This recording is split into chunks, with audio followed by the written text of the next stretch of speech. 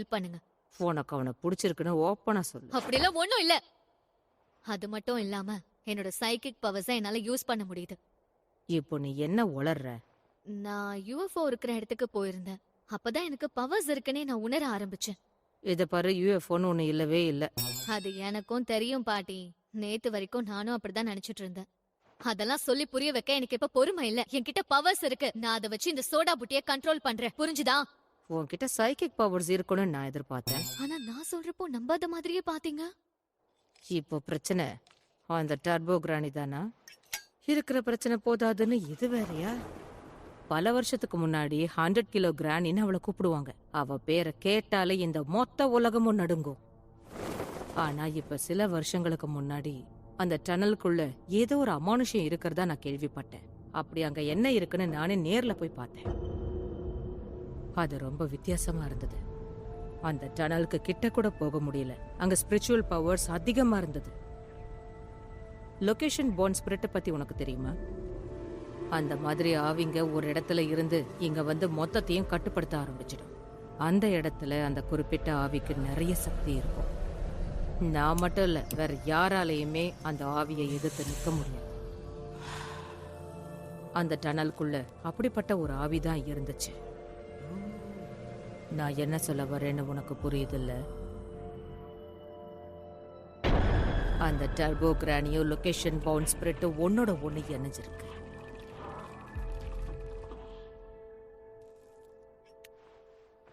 அதை எதிர்த்து சண்டை போடுறேன்னு போயிட போறேன். எனக்குன்னு இருக்கிற ஒரே ஒரு பேத்தியையும் நான் இழக்க விரும்பல. அந்த கிழவி ஒன்ன சபிக்கலல்ல, அப்புறம் என்ன? அவன் பிரச்சனை, அது அவனே பாத்துக்கிட்டோம். இதையெல்லாம் விட்டுட்டு போய் பொழப்ப பாரு. என் இடத்துல கென் இருந்திருந்தா என்ன பண்ணிருப்பாரு நான் யோசிச்சு பாத்துட்டு இருக்கேன். கண்டிப்பா அவர் முட்டாள்தனமா எந்த ஒரு முடிவும் எடுக்க மாட்டாரு. நானும் அவரை மாதிரி யோசிச்சு பார்த்தா எனக்கு என்ன தோணுதுன்னா, என்னோட உயிரே போனாலும் சரி உதவி வேணும்ன்றவங்களுக்கு நான் கண்டிப்பா உதவி செஞ்சே தீருவேன். இப்போ நீ எனக்கு பிடிச்ச கேன்னு நான் சொன்னேன். அந்த பையனை உனக்கு பிடிச்சிருக்கு பாட்டி, அப்படிலாம் ஒண்ணும் இல்ல. நான் பேசுனது இப்ப அவனை பத்தி. அடே பேராண்டி, என் பேத்தி கொண்ட பிடிச்சிருக்கா, உனக்கு அவளை பிடிச்சிருக்கா? ஐயோ, பாட்டி, நான் சொன்னது அந்த ஆக்டர் கென்ன பத்தி புரியுதா? நீ முடிவெடுத்த பிறகு யாரால மாத்த முடியும்? நீயும் அந்த கிழவி கூட போய் சேர்ந்து செயல்படு. இப்போ எனக்கும் இதை விட்டா வேற வழி தெரியல, அதான் சொன்னேன். போய் முயற்சி பண்ணி பாரு. அது அவ்வளோ ஈஸியா இருக்க போறதில்ல. பிரச்சனை இங்கிருந்து தானே ஆரம்பிச்சிருக்கு. சிட்டி ஃபுல்லா லொகேஷன் போன் ஸ்பிரிட்ஸோட டெரிட்டரி இருக்கு. அதுங்க கிட்ட மாட்டிக்காம நீங்க தான் இந்த கிழவியை வெளியே கொண்டு போகணும். அது ஒன்றும் அவ்வளோ ஈஸி இல்ல. அதோட இடத்த விட்டு அது வெளியே வந்துருச்சுன்னா அது மொத்தமா வீக் ஆயிடும். அதுக்கப்புறம் அதை ஈஸியா தோக்கடிச்சிடலாம்.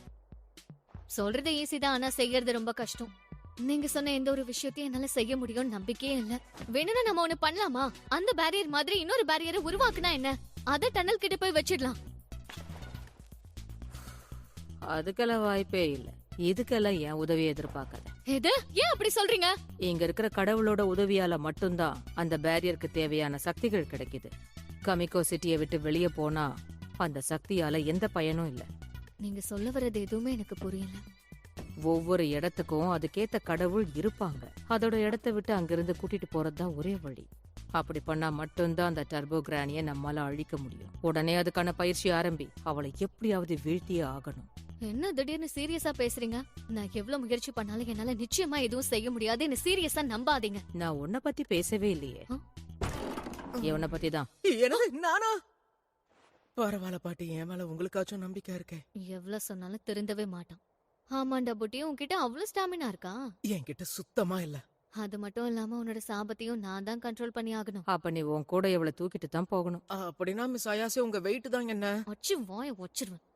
பாட்டி, அதுக்கெல்லாம் வாய்ப்பே இல்ல. ஏன் சொல்றேன்னா, அந்த சக்தி எனக்குள்ள இருக்கும் போதே 2 மடங்கு அதிகரிக்கும். அதானே. அப்ப அதை கண்ட்ரோல் பண்ண நீ தான் பிராக்டிஸ் பண்ணணும். உடனே போய் புஷ்அப் ஸ்குவாட்னு எல்லாத்தையும் ட்ரை பண்ண. எல்லாமே 100 முறை. எது? ஆமாடா.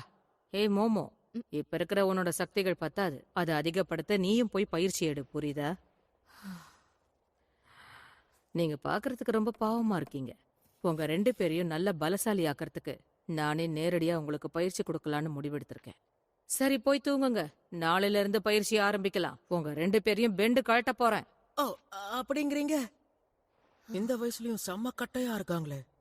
அவங்கள பத்தி தெரியல.